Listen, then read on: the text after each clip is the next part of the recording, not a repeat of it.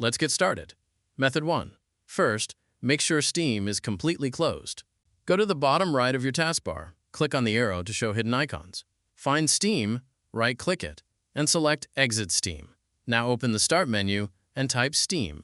Right-click it and select Run as Administrator. Click Yes. Once Steam opens, go to your library. Find Apex Legends. Right-click it and select Properties. Go to Installed Files. Click on Verify Integrity of Game Files. Wait for the process to complete. Once done, try launching the game. Method 2.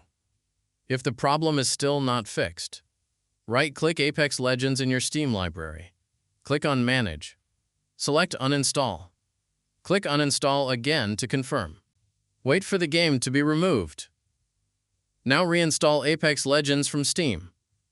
After reinstalling, launch the game again and check if the issue is fixed. One of these methods should solve the problem.